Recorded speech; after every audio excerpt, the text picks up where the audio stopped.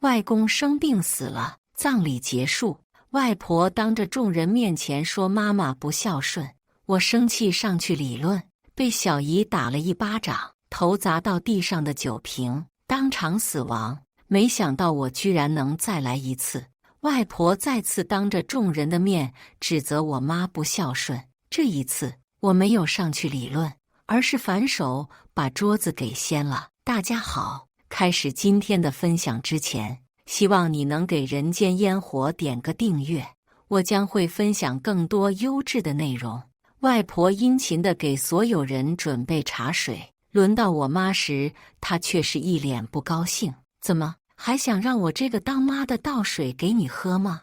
我看着眼前的一幕，只觉得愤怒。上一世外公重病，外婆打电话叫所有的孩子回来帮忙，妈妈忙前忙后，出钱又出力，但是外婆还是指责妈妈没有良心，天天在她这里除了吃就是睡。可事实上，外公身体不好，需要吃点有营养的。大姨天天给他送面包，说这个软没牙口也能吃。一个重病的老人哪里吃得下油腻腻的面包？我妈天天给他煮粥，怕不好消化，还用豆浆机打碎。医生说外公需要喝点蛋白粉，所有人都无动于衷。还是我妈去买的蛋白粉，没想到大姨看着蛋白粉，面带鄙夷地说：“你怎么会买这么差的？这都是些什么？没心思孝敬，干脆就别买。”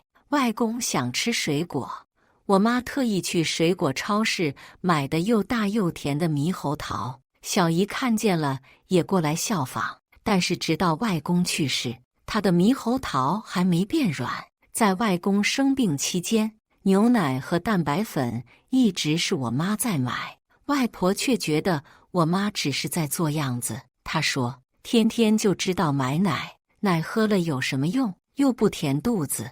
你爸什么都吃不下，你还不想想办法？”随后转头看向我：“从小你这个孩子就不讨人喜欢，不知道大人很忙，还不过去搭把手，只会吃饭的废物。”外婆经常和妈妈要钱，尤其外公生病，她借口买营养品，其实都偷偷给大姨和小姨。被发现时理直气壮：“我的钱，我爱给谁给谁，我还没死你就贪我的钱了。”对于他，我实在是不喜欢，但是却碍于微弱的血缘关系，没有多说什么。可已经死过一次的我，对这种虚无的血缘没有了任何想法。我面带不解，看着外婆，用最大的声音问她：“外婆，你是不欢迎我妈来吗？不然为什么所有人都有水，就我妈没有？”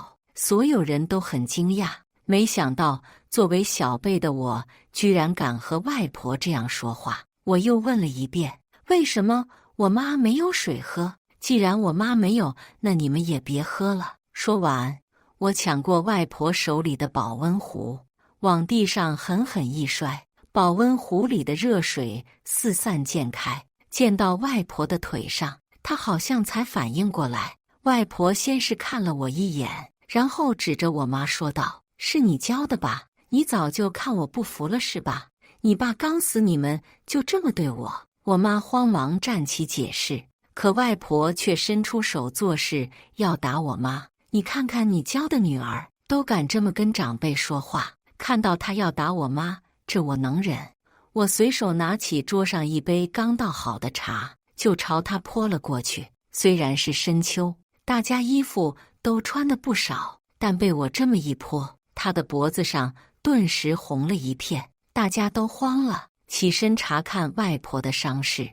大姨父不知道从哪冒出来，他把我狠狠一推，一张油腻的脸上五官愤怒地挤在一起。他恶狠狠地看着我。大姨在旁边用痛心疾首的语气说：“秀丽呀，看看你女儿都把咱妈弄成什么样了！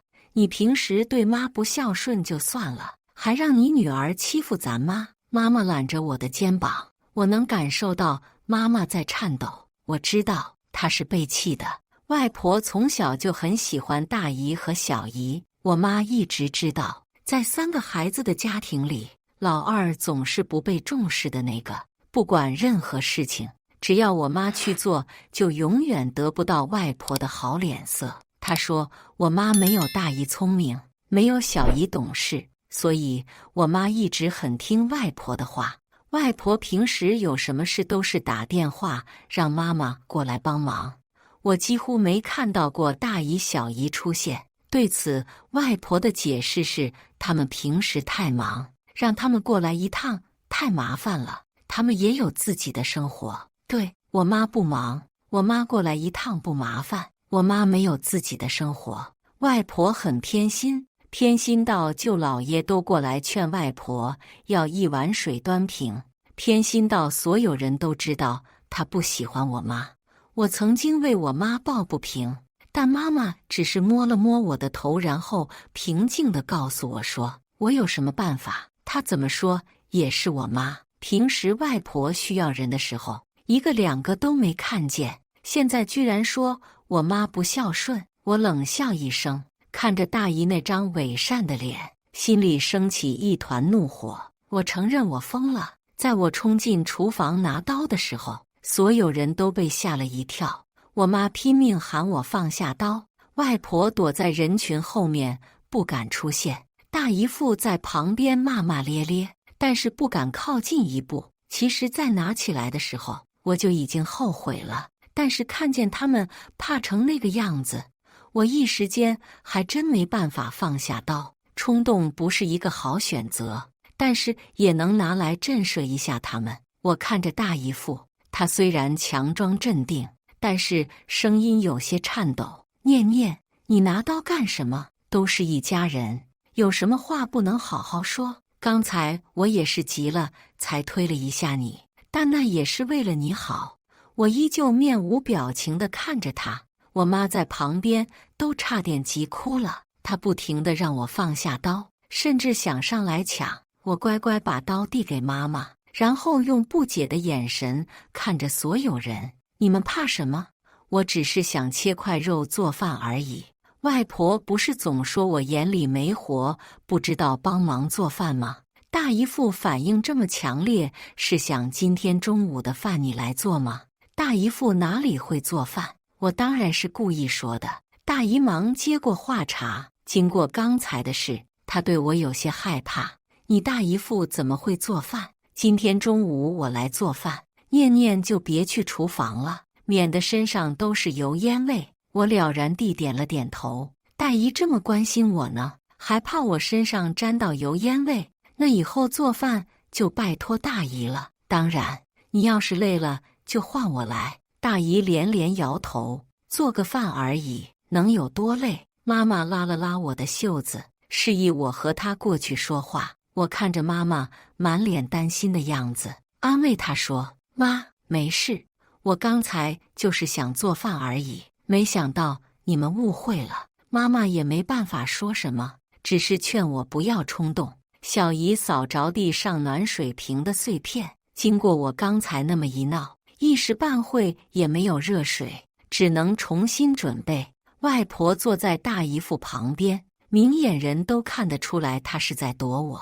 外婆叹了一口气，眼里蓄满了泪水。你爸刚走，我的意思是葬礼和酒席的钱，你们3姐妹平摊出，也别说我偏心谁。葬礼要准备的东西比较多，秀英和秀丽2个人相互帮着买，酒席就秀红一个人辛苦一点了。虽然秀红现在是一个人，但是你得出2个人的份。念念他爸虽然和你离婚了，但是名义上他还是你的老公，这钱他也得出一份。所以酒席其实也不是秀红你一个人分摊的，你可以找念念他爸说一下，他人好，不会不给的。毕竟你们那么多年夫妻的情分还在这，那他不给，就只能委屈秀红一点了。我在心里冷笑，2个人负责葬礼，1个人负责酒席，就这样。外婆还说没有偏心，我爸我妈都已经离婚了，这钱居然都能算在我妈的头上，正常人会这样分配吗？摆明了就是欺负我妈。我以为的平摊是结算所有费用，3个人都出一份。外婆这算盘打得真好。我妈当即反对，既然是平摊，那为什么不能是3个人一起出？我一个人准备酒席，怎么看都是我出大头。而且我和念念他爸都已经离婚了，怎么可能再找他付钱？于情于理都不可能。大姨父随即就嚷嚷起来：“爸都死了，你还在意这么多？说的好像我们占了你的便宜。像我们这种孝顺的人，妈说什么我们都听什么。那谁让你要离婚？本来每个人都要出钱，我们家是2个，秀英家也是2个人，怎么到你就1个人？”外婆在一旁附和。我说：“大姨父，你是不会算钱吗？每家出的钱都是固定的，哪里来的我妈少出了钱？大姨父，外公一定很欣慰你这么孝顺。既然这样，那你们家出酒席那份怎么样？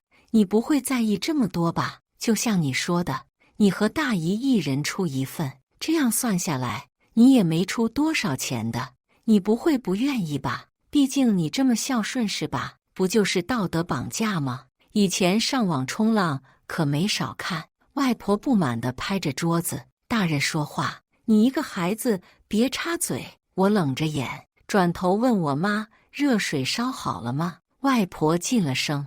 我走到她身边，倒满茶水，她却是不敢看我。我在心里暗暗发笑，这样很好。人有的时候就是要适当发疯。小姨喝了口茶，慢悠悠道：“姐，你这话就不对了。酒席钱就是大头了，这么多年来，我给妈的可就不止这些钱。咱一家人谈钱，感情不就淡了吗？”我妈咬牙切齿道：“就你给了妈钱，前几年妈生病住院的钱都是我出的。”小姨一脸理所当然：“你当时又没说钱的事情，那谁知道啊？再说了，当女儿的老人生病了，出钱看病不是很正常吗？”我吹了口茶的热气，语气从容不迫：“小姨，那这次外公生病住院，你不应该问我们2家要钱啊？上次是我妈出的钱，那这次也应该轮到你出了吧？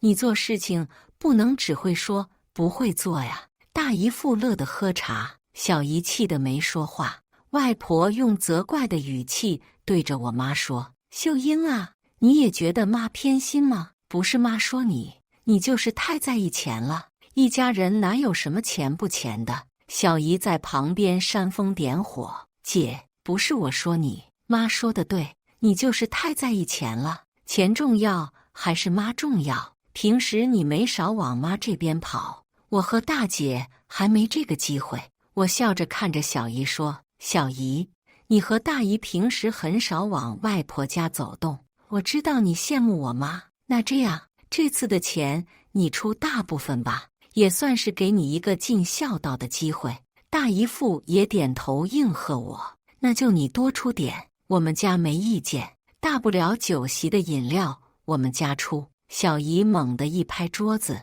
凭什么？说好的3姐妹平摊就应该平摊，我多出算什么事？再说了，饮料又值几个钱？”大姨父也火了，身上的大男子主义不允许他被一个女人拍桌子骂。跟谁拍桌子呢？看不上我们出饮料的钱，那你就自己全出了。外婆眼见情况不对，赶紧出声阻止：“我这不也是在和你们商量吗？念念，你搭什么话？过去帮你大姨做饭，我们商量，正是你过来干什么？”我扯了扯嘴角：“我也想帮忙啊，但是大姨不让，我不能听你们说话吗？”外婆拉下脸：“我没说你不能听我们说话，但这不是你该知道的。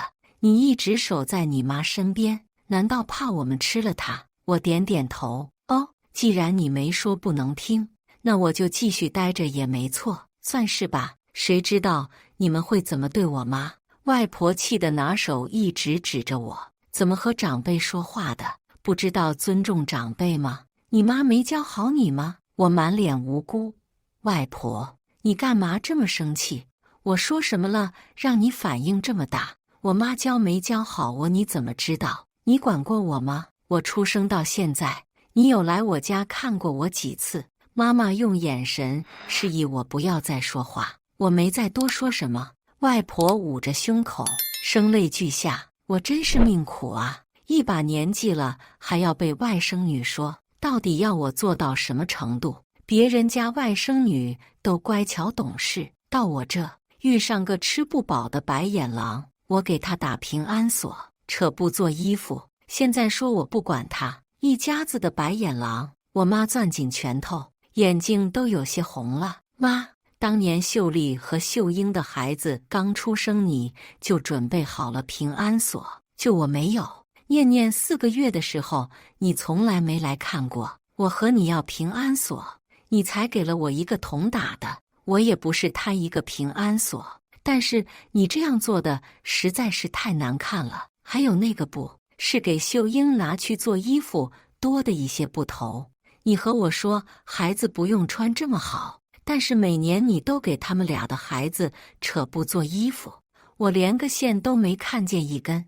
这些事情是我一直都不知道的，妈妈从来不告诉我这些，但其实我自己也能感觉得出来。但是小时候一直不愿意接受这个事实，直到那次过年，那时我爸我妈还没有离婚，我看到他们给了外婆一个大红包，外婆笑眯眯地看着我，那是我为数不多看到外婆对着我笑。后来外婆趁所有人都没注意，偷偷挥挥手，示意我跟着她过去。她从口袋里掏出一个红包，我知道这是我爸妈早上给她的那个。她告诉我这是给我的压岁钱，只有我有，让我不要告诉别人。我开心地接过来，红包很薄，打开只有100块钱，但是这也够我开心好久。后来我还是没忍住，用略带炫耀的语气告诉表哥他们，外婆给了我一个100块钱红包，你们都没有。表哥挠挠头，掏出一个红包告诉我，这是外婆给我的，里面有500块钱。那时我整个人都呆住了，我不记得后面发生了什么，只记得之后我哭着告诉妈妈这个事情，她只是沉默了好久。我看着妈妈颤抖的身体和红了的眼眶，心里的怒火再次被点燃。偏偏这时小姨在旁边用事不关己的态度指责我妈，都这么多年的事情了，你还记得？你也太小心眼了吧，不就是个平安锁和衣服吗？至于记这么多年，妈这么辛苦把你带大，你居然还贪她的东西。小姨还想说什么，但是却被我砸过去的凳子吓得没敢说话。外婆也被吓得停止了她拙劣的表演。我面无表情地过去捡起凳子，不好意思啊，小姨，手滑了，下次一定注意。还有，小姨，你别得了便宜卖乖，不然下次我不知道会不会不小心砸到你。我作为晚辈，不好意思说什么，但是小姨，做人不能这么不要脸。如果被这样对待的人是你，你怕是早就和外婆闹了吧？说风凉话有意思吗？外婆过来拉着我的手，试图挽回点什么。我扶开她的手，我怕我再和她接触就会忍不住泼她热水。外婆做样子的擦擦根本不存在的眼泪，开口解释道：我人有时候会老糊涂，那个布可能是不小心拿错了。秀红，你别记着了。她的解释生硬且敷衍，我懒得再多说什么。大姨父却是突然来了句：秀红，现在你们家厉害了，念念跟个混混一样，动不动就摔东西，所以我就说你别离婚，家里没个男人怎么管得住孩子？要是在我家，我女儿这样，我肯定一巴掌打得她找不着北，不把她打出血不罢休。简直就是要骑在大人头上，完全没有把大人放在眼里。此话一出，所有人都没有说话。外婆做样子的训斥了几句，眼里是看得出来的恶意。我面带嘲笑，上下扫视着她，从我妈离婚那天开始，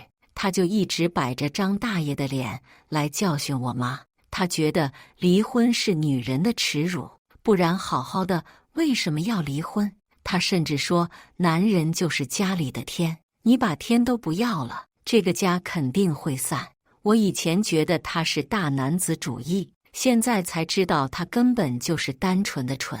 只有小学学历的他，喝醉酒俨然是一个上知天文下知地理的专家。他觉得自己的儿子能考上公务员，完全是因为他的熏陶。可实际上，他喝醉酒说的话完全只是道听途说。表哥考上公务员也是他自己的努力。看着他摆出长辈的威严样子，我实在是忍不住笑了出来。大姨父，你说这些是什么意思？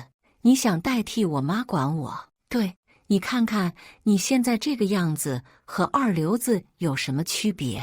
你们家就是没个男人。你看看我，家安都考上了公务员，咱们家就他这么一个有出息的。大姨父，你这话真有意思。表哥考上公务员，那是他自己努力，和你有什么关系？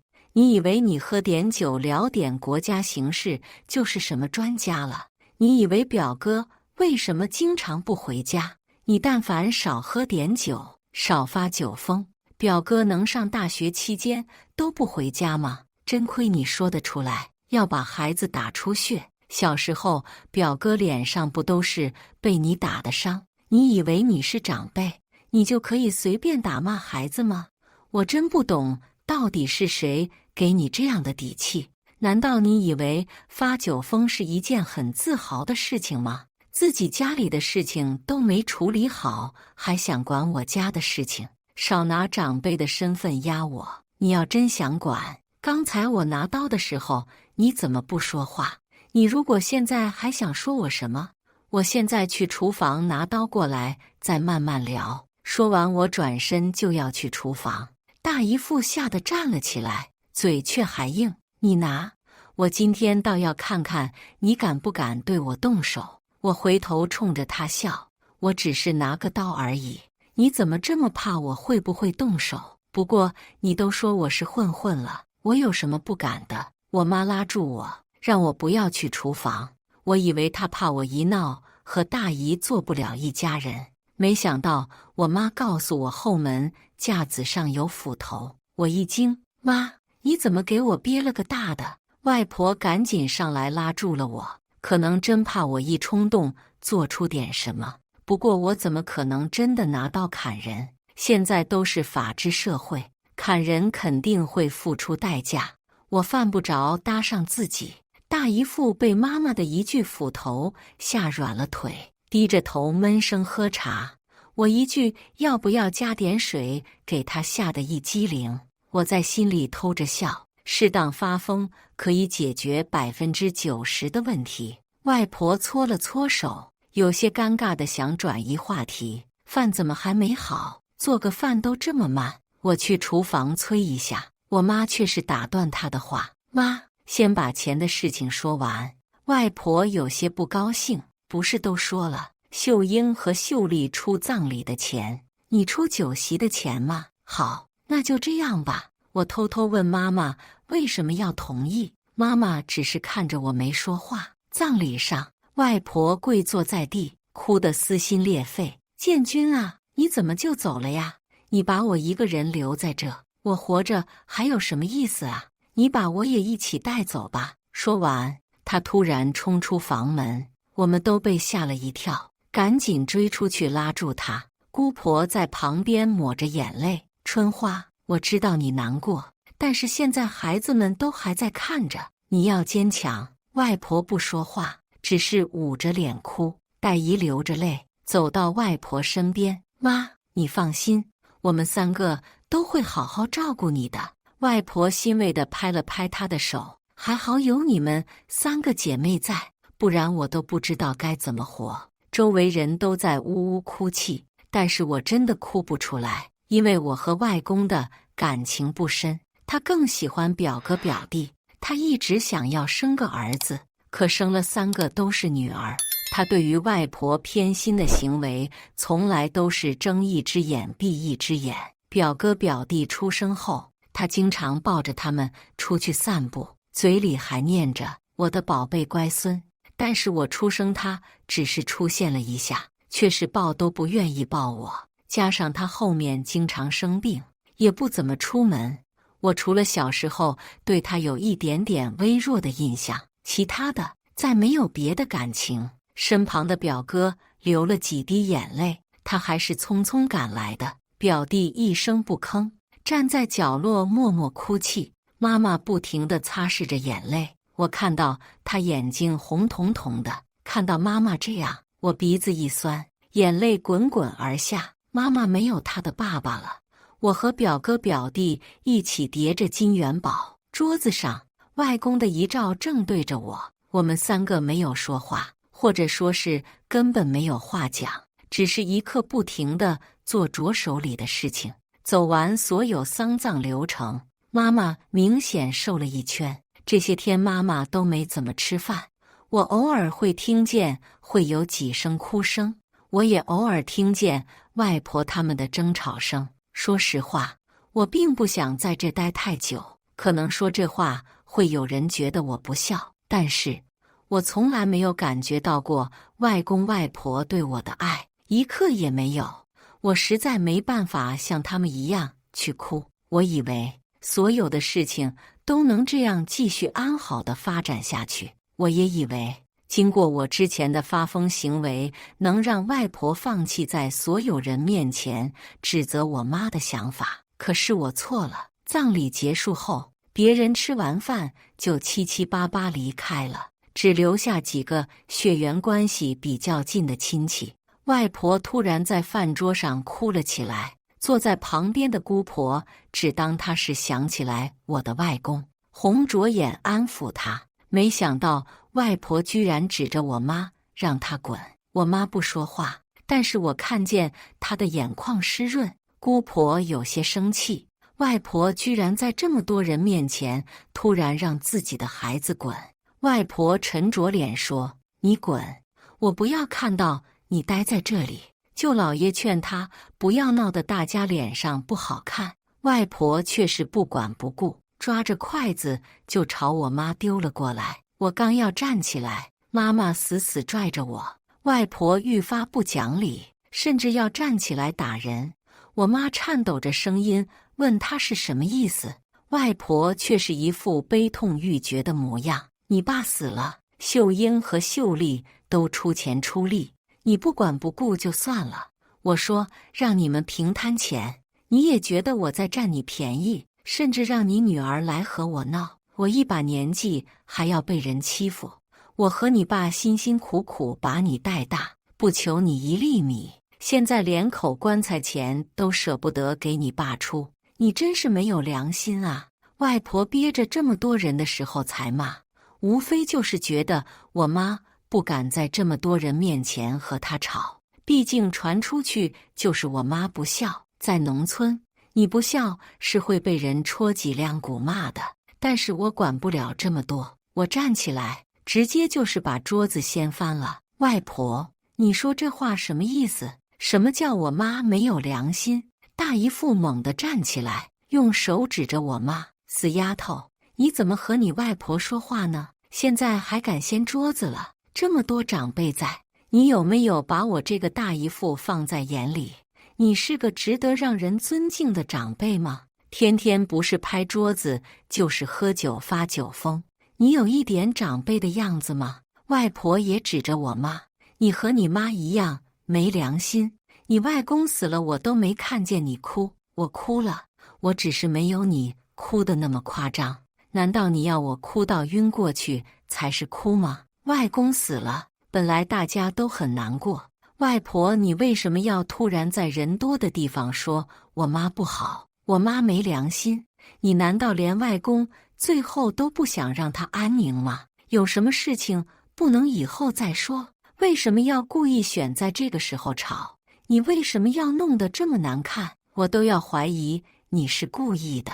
外婆一愣，随即又哭嚎起来。哎呀，我真是命苦啊！老二不孝就算了，自己的外孙女又嫌我烦，找事情。我妈终于忍不住说话：妈，我不知道我到底要怎么做你才能高兴。是你自己说让我一个人出酒席的钱，现在又来说我连给爸买棺材都不愿意。酒席钱我出了，葬礼的钱我也出了，这几天我根本都没有怎么休息，你还说我不管不顾，我怎么做你都不满意。我想着爸都死了，这些钱我作为女儿必须得出，你又要说我不孝顺，现在更是直接当着别人这么多人的面说我没良心，让我滚。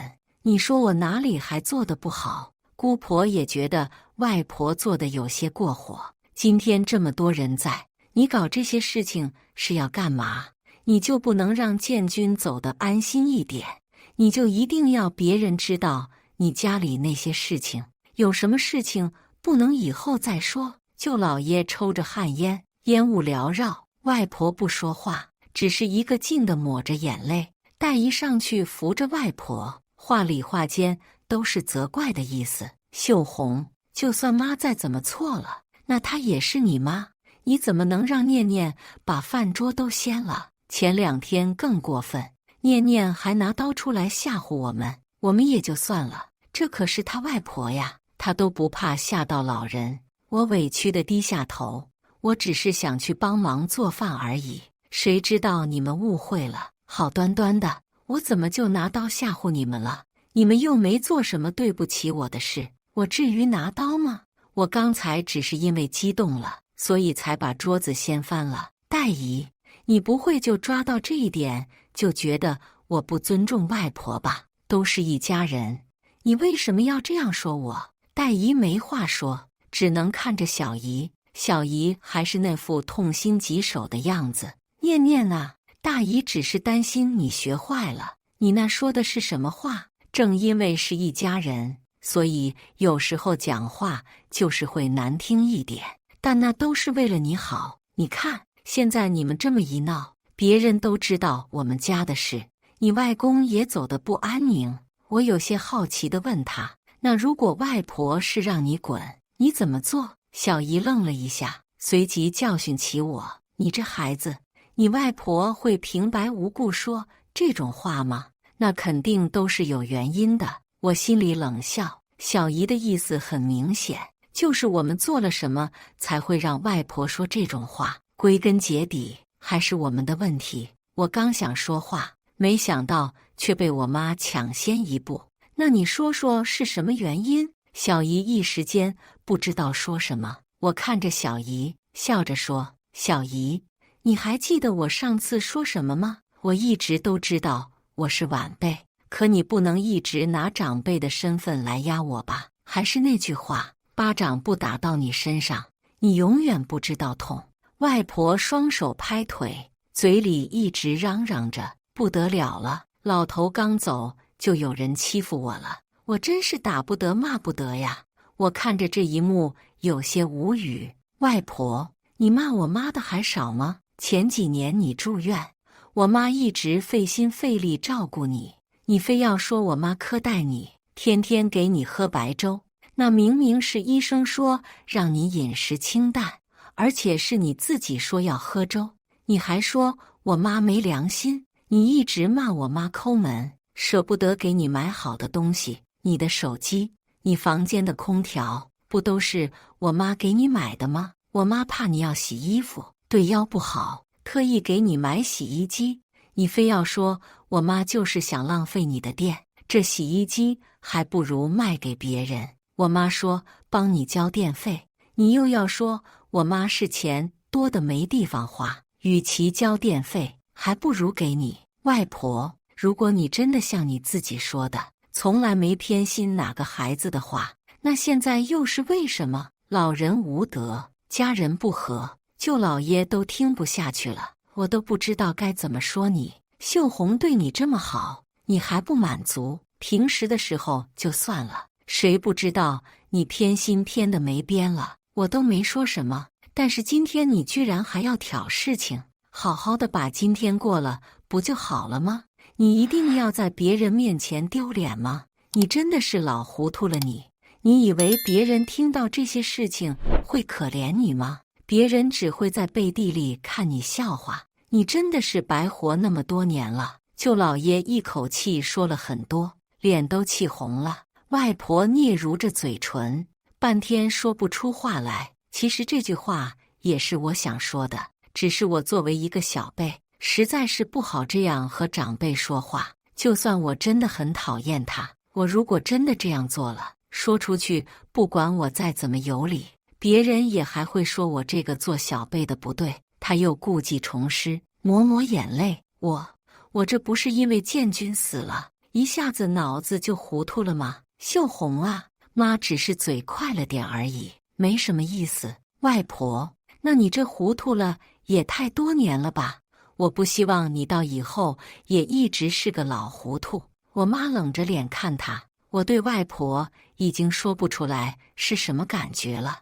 外婆见没人理她，只能不情不愿地说：“哎，秀红，我年纪大了，有时候讲话就是会糊涂一点。你应该知道我没什么意思。明天早上你不要回去了，在这里吃吧。”稀奇，每次去外婆家，她从来没有留过我们在她那边吃饭。妈妈面无表情：“不用了，懒得麻烦你。我们明天一早就走，在你这吃饭，还浪费你2个碗。”外婆有些尴尬：“怎么会麻烦？我知道这2天你挺辛苦。”妈妈打断了她：“真的不用，我明天早上还有点事情赶着回去，你就给秀英、秀丽做饭吧。”外婆还想再说点什么，舅老爷敲了敲旱烟，而后慢悠悠道：“秀红都说不用了，平时真的要你对她好点，你又不听，这次你还说那种话，我真不知道你是糊涂还是精明。”外婆尴尬地笑了笑：“这饭被我掀翻了，也实在没办法吃。我们随便拿了点水果就去房间睡觉。”妈妈一直没说话，我也有点拿不准。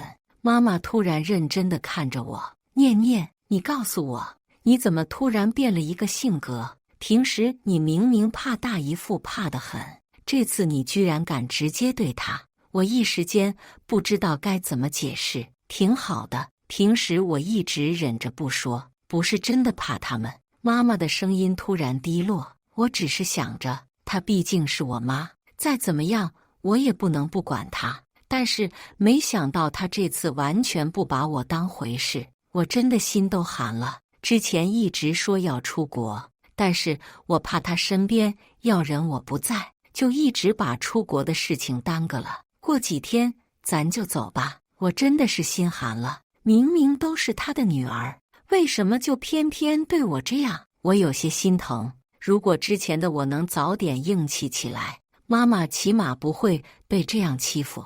我知道妈妈一晚上没睡，她晚上一直翻来覆去，明显是想着事情。我没去问，只是默默陪在妈妈身边。第2天一大早，我们收拾收拾就准备离开，没想到外婆居然叫住了我们。她客气了几句，过来吃饭。我们当然不理。外婆支支吾吾，一看就是有话要说。我实在是不想浪费时间。外婆，你还有事吗？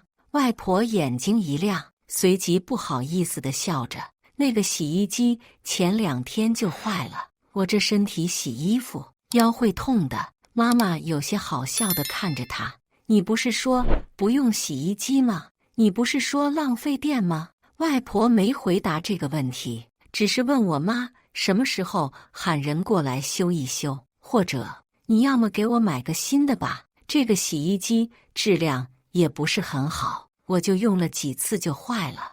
我一时间都不知道该说什么。妈妈却是笑着说道：“买什么洗衣机呀？这多浪费电啊！而且你说了，买洗衣机占你空间。”外婆有些急了：“那不行的，没洗衣机我怎么洗衣服？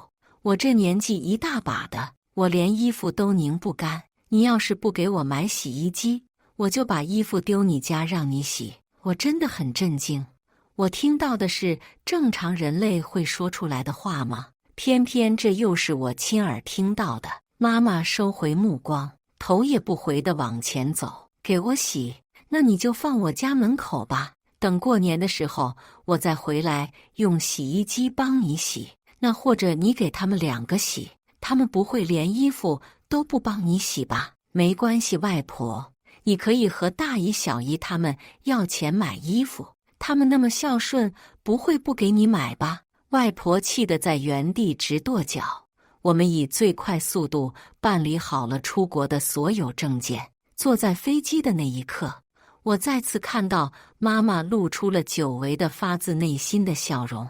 以上就是今天分享的故事，大家有什么想说的、想吐槽的，欢迎在下方评论交流。也更希望能给人间烟火点个订阅，我将会分享更多优质的故事内容。